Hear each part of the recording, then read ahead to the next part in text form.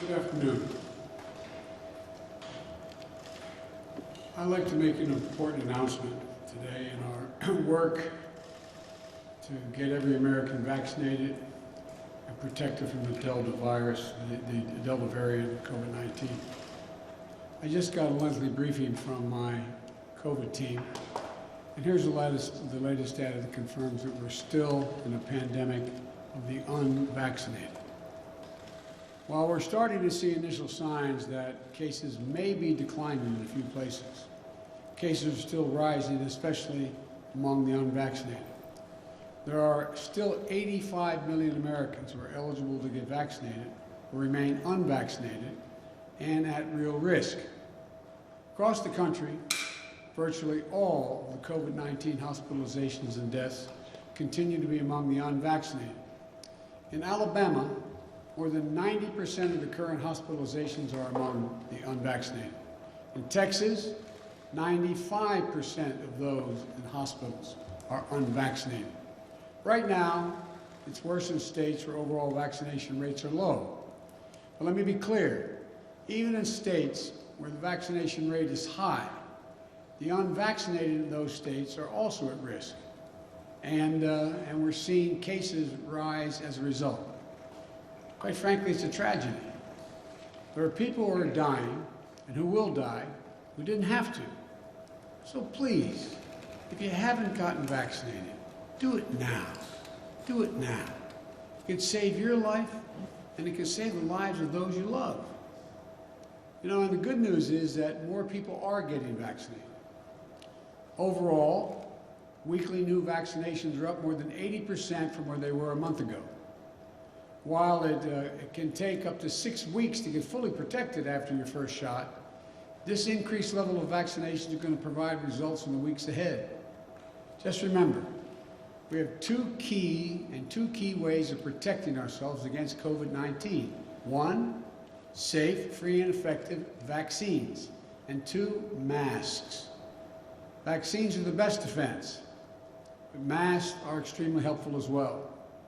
And for those who aren't eligible for the vaccine yet, children under the age of 12, masks are the best available protection for them and the adults around them. That's why we need to make sure children are wearing masks in school. Before I talk about the news related to vaccines, let me say a few words about masks and our children. Unfortunately, as we've seen throughout this pandemic, some politicians are trying to turn public safety measures, that is, children wearing masks in school, into political disputes for their own political gain. Some are even trying to take power away from local educators by banning masks in school. They're setting a dangerous tone.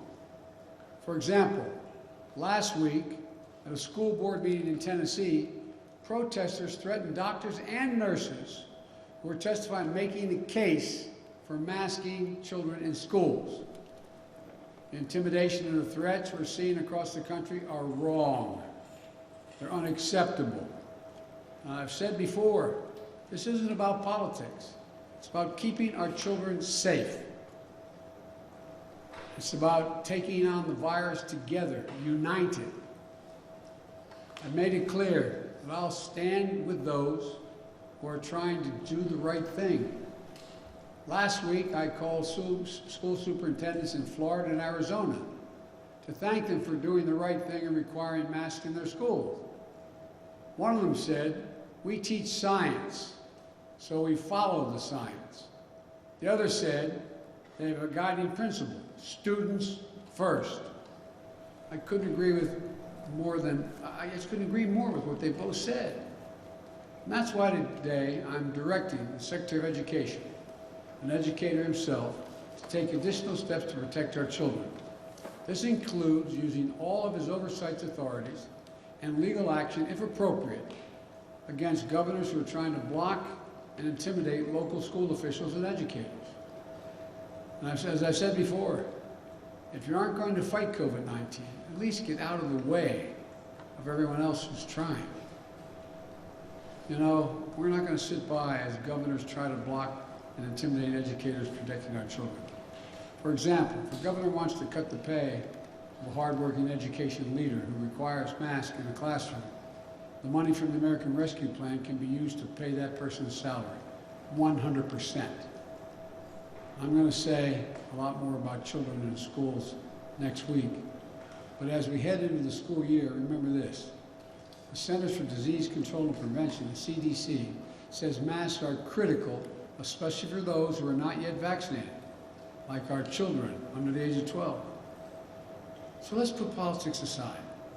Let's follow the educators and the scientists who know a lot more about how to teach our children and keep them safe than any politician.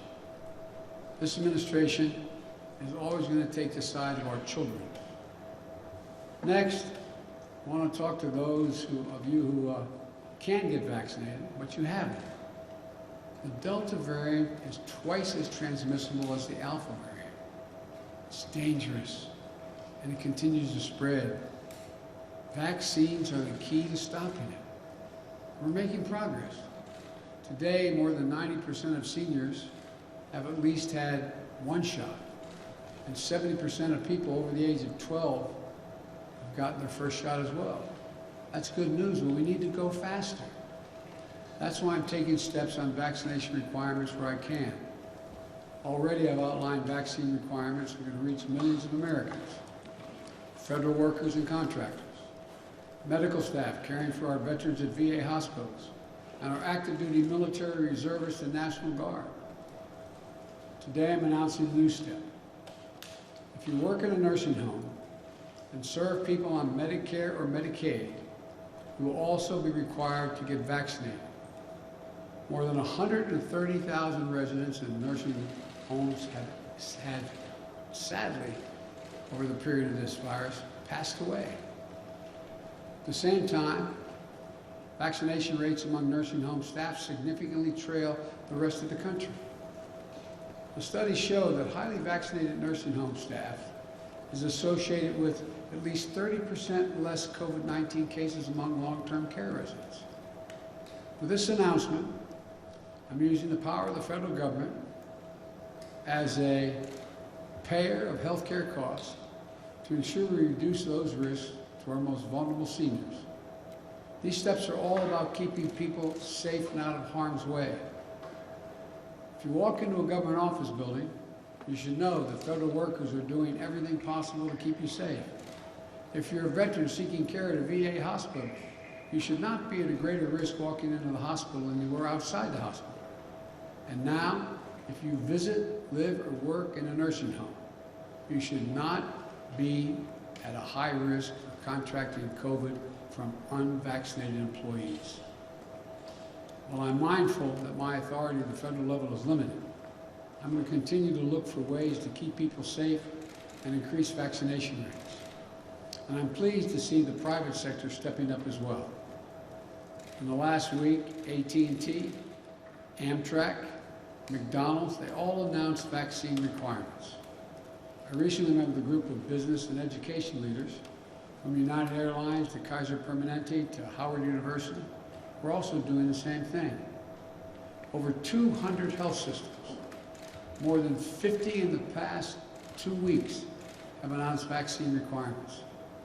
Colleges and universities are requiring more than 5 million students to be vaccinated as they return to classes this fall. All of this makes a difference. The Wall Street Journal reported the share of job postings stating that new hires must be vaccinated has nearly doubled in the past month. Governors and mayors in California, Maryland, Massachusetts, New York, Oregon, and Washington have all announced vaccination requirements. So let's be clear. Vaccination requirements have been around for decades. Students, healthcare professionals, our troops are typically required to receive vaccines to prevent everything from polio to smallpox to measles to mumps to rubella. In fact, the reason most people in America don't worry about polio, smallpox, measles, mumps, or rubella today is because of vaccines. It only makes sense to require a vaccine that stops the spread of COVID-19. It's time for others to step up. Employers have more power today to end this pandemic than they have ever had before. My message is simple. Do the right thing for your employees, consumers, and your businesses. Let's remember, the key tool to keeping our economy going strong is to get people vaccinated and at work. I know that I'll have your back. They should know I'll have their back, because I have the back of the states trying to do the right thing as well. For example, yesterday, I instructed the Federal Emergency Management Agency, FEMA, to extend full reimbursement through the end of the year to state deployments of National Guard in support of COVID-19 response. Nearly 18,000 National Guard members are supporting our response nationwide, from caring for patients to administering vaccines to running testing sites to distributing supplies. As the states continue to recover from the economic toll left by COVID-19, the full reimbursement of National Guard services during this pandemic will be another tool that will help them shore up their budgets, meet the needs of their communities, and continue our economic recovery. These are the latest steps we're taking to get more people vaccinated. Next, I want to speak to you all of you who are vaccinated. How should you be thinking about the moment we're in? First, know that you're highly protected against severe illness and death from COVID-19. Only a small fraction of people going to the hospital today are those who have been vaccinated. We have a responsibility to give the maximum amount of protection, all of you the maximum. Earlier today, our medical experts announced a plan for booster shots to every fully vaccinated American, adult American. You know, this will boost your immune response. It will increase your protection from COVID-19. And it's the best way to protect ourselves from new variants that could arise. The plan is for every adult to get a booster shot 8 months after you got your second shot. Pending approval from the Food and Drug Administration, the CDC's Committee of Outside Experts will be ready to start this booster program during the week of September 20, in which time anyone vaccinated on or before January 20 will be eligible to get a booster shot. So that means that if you got your second shot on February 15th, you're eligible to get your booster shot on October 15th. If you got your second shot on March 15th, go for your booster starting November 15th, and so on. Just remember, as a simple rule, 8 months after your second shot, get a booster shot. These booster shots are free. We'll be able to get the booster shots in any one of approximately 80,000 vaccination locations nationwide. It will be easy. Just show your vaccination card and you'll get a booster. No other ID, no insurance, no state residency requirement. My administration has been planning for this possibility in this scenario for months. We purchased enough vaccine and vaccine supplies so that when your 8-month mark comes up, you'll be ready to get your vaccination free, a booster shot free, and we have it available. It will make you safer and for longer, and it will help us end the pandemic faster. Now, I know there's some world leaders who say America shouldn't get a third shot until other countries got their first shot. I disagree. We can take care of America and help the world at the same time. In June and July, America administered 50 million shots here in the United States, and we donated 100 million shots to other countries. That means that America has donated more vaccine to other countries than every other country in the world combined. During the coming months, fall and early winter, we expect to give out another about 100,000 boosters, and the United States will donate more than 200 million additional doses to other countries. This will keep us on our way to meeting our pledge to more than 600 million vaccine donations, over $500 million. As I said before, we're going to be the arsenal of vaccines to beat this pandemic as we were the arsenal of democracy to win World War II. So let me conclude with this. The threat of the Delta virus remains real. But we are prepared. We have the tools. We can do this. To all those of you who are unvaccinated, please get vaccinated for yourself and for your loved ones, your neighborhood, for your community. And to the rest of America, this is no time to let our guard down. We just need to finish the job with science, with facts, and with confidence. And together, as the United States of America, we'll get this done. God bless you all, and may God protect our troops. Thank you. Evacuations are not finished by August.